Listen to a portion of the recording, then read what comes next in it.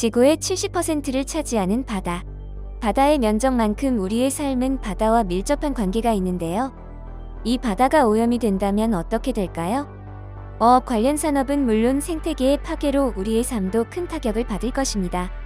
그렇기에 우리는 바다의 생태계와 환경을 지키고자 전 세계에서 부단히 노력 중인데요.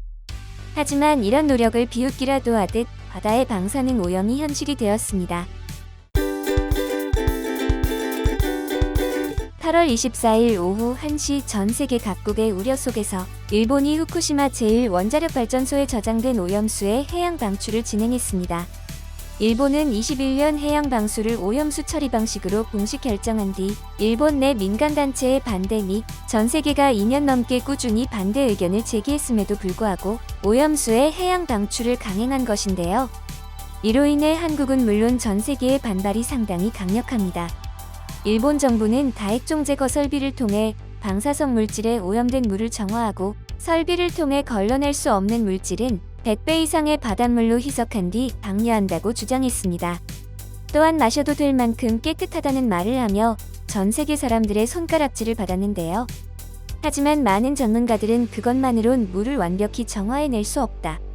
방류를 진행한다면 분명히 바다에 악영향이 갈 것이고 그로 인해 전 세계가 피해를 받을 것이다. 라며 우려를 표하기도 했습니다. 또한 일본의 반 히데유키 대표는 일본 정부의 방사선 영향평가의 문제점은 바다의 기상을 상정하고 오염이 균등하게 퍼진다고 가정했을 때의 예상 영향이다.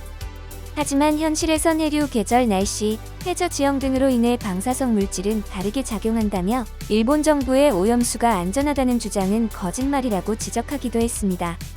이러한 많은 전문가들의 만류에도 불구하고 일본은 오염수 해양 방출을 진행한 것인데요. 일본의 행동을 본 많은 해외 네티즌들은 너무 이기주의적인 것 같다. 그렇게 깨끗하면 일본 자국민들에게 먹이면 되지 왜 방류하고 있는 건가요? 라며 비판을 하기도 했습니다. 이러한 일본의 만행에 전 세계 사람들은 오염수가 끼칠 피해에 대해 걱정을 하고 있습니다. 가장 먼저 피해를 받을 것으로 보이는 것은 바로 어업 관련 업종의 종사자들인데요. 이미 국내에선 어업 관련 관계자들은 현재 울상을 짓고 있습니다. 오염수 방류로 인해 가장 먼저 해양 생물이 방사성 물질에 노출이 될 텐데요. 실제로 후쿠시마 주변의 수입금지 지역 수산물은 세심히 검출되기도 했습니다. 이로 인해 오염된 해산물을 판매 및 유통하지 못하게 되며 어업에 종사하시는 분들이 피해를 볼 것으로 예상이 되고 있습니다. 그렇게 된다면 자연스럽게 생선 및 회를 판매하는 소상공인들에게도 피해가 가게 되는데요. 이에 횟집을 운영하는 한 사장님은 코로나로 인해 어려운 시기를 겨우 지나고 이제 겨우 살만했는데 다시 손님이 끊기게 생겼습니다. 더는 버티지 못할 것 같습니다. 라며 걱정되는 심정을 털어놓기도 했습니다. 이런 문제는 비단 한국의 문제만이 아닌데요. 일본 자국 내에서도 반발이 매우 강하다고 합니다. 실제로 일본의 경우 올해 상반기에만 수산물 수출액 2,057억 엔으로 수산물은 일본 수출에 상당히 큰 비중을 차지하는데요. 하지만 홍콩, 중국 등 일본 수산물의 수입을 가장 많이 해오던 나라들이 일본산 수산물의 수입을 통제할 것으로 보여집니다.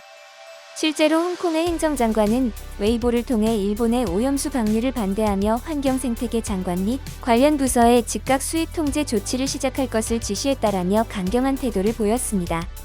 이에 일본의 국민들 또한 막대한 피해를 걱정하는 모습입니다.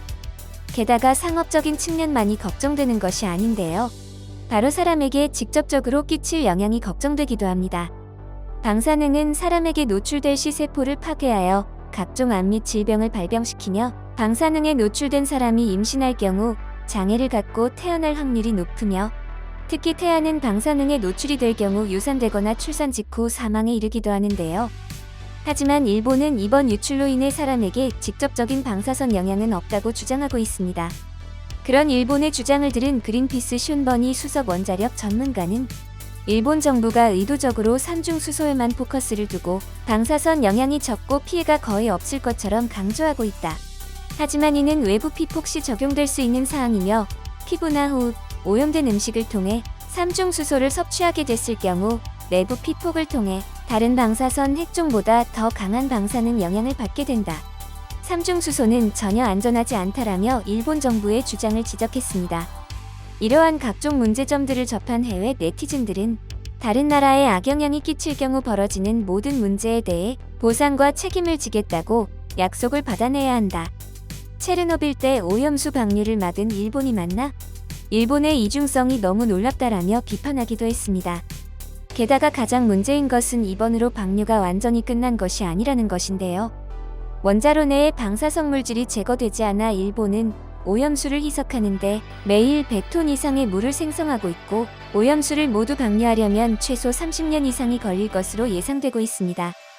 30년 동안 방류가 계속될 경우 우리에게 돌아올 여러 문제들이 걱정되기도 합니다. 일본은 다른 대안을 만들고 이러한 문제들이 하루빨리 해결되었으면 좋겠습니다. 이번 영상은 여기까지입니다. 구독과 좋아요, 알람 설정 부탁드립니다. 앞으로 더 좋은 영상으로 찾아뵙도록 하겠습니다. 감사합니다.